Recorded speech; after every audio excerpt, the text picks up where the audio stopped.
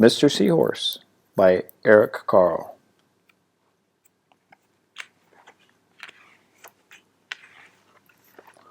Mr. and Mrs. Seahorse drifted gently through the sea. Mrs. Seahorse began to wiggle and twist, this way and that. "It's time for me to lay my eggs," she said. "Can I help?" asked Mr. Seahorse. "Oh, yes, thank you," said Mrs. Seahorse, and she laid her eggs into a pouch on Mr. Seahorse's belly. "I'll take good care of our eggs," said Mr. Seahorse. "I promise."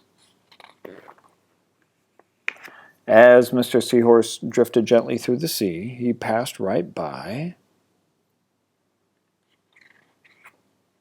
a group of trumpet fish hidden in a patch of reeds. But before long, Mr. Seahorse met another fish. "How are you, Mr. Stickleback?" asked Mr. Seahorse. "Delighted," replied Mr. Stickleback. "I've just built a nest, and right away Mrs. Stickleback laid her eggs in it. Now I'm taking good care of them until they hatch." "Keep up the good work," said Mr. Seahorse, and swam on his way. As Mr. Seahorse drifted gently through the sea, he passed right by a lionfish hidden behind a coral reef. But before long, Mr. Seahorse met another fish. "How are you, Mr. Tilapia?" asked Mr. Seahorse. Mr. Tilapia couldn't answer. His mouth was full of eggs. I know," said Mr. Seahorse. "Mrs. Tilapia has laid her eggs, and now you're taking good care of them until they hatch." Mr. Tilapia nodded his head.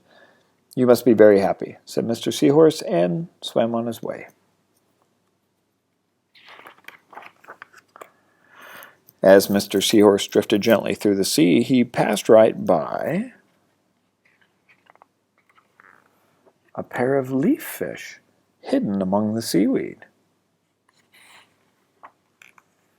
But before long, Mr. Seahorse met another fish. "How are you, Mr. Curtis?" asked Mr. Seahorse. "Perfectly fine," said Mr. Curtis.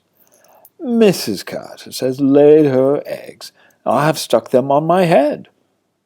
Now I'm taking good care of them until they hatch."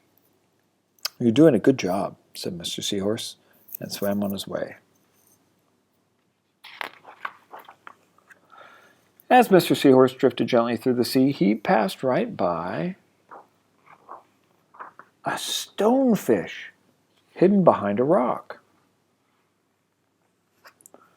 But before long, Mr. Seahorse met another fish. "How are you, Mr. Pipe?" asked Mr. Seahorse. "Couldn't be better," replied Mr. Pipe. "Mrs. Pipe has laid her eggs along my belly. I'm taking good care of them until they hatch." "You should feel very proud of yourself," said Mr. Seahorse, and swam on his way. But before long, Mr. Seahorse met another fish. "How are you, Mr. Bullhead?" asked Mr. Seahorse. "Tip-top," replied Mr. Bullhead. "Mrs. Bullhead has laid her eggs, and the eggs hatched. Now I'm babysitting." "You're doing a great job," said Mr. Seahorse, and swam on his way.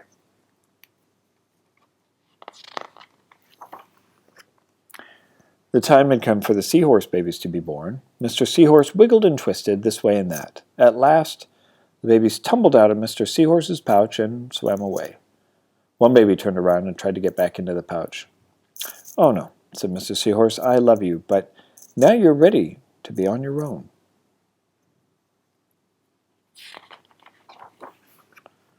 The end.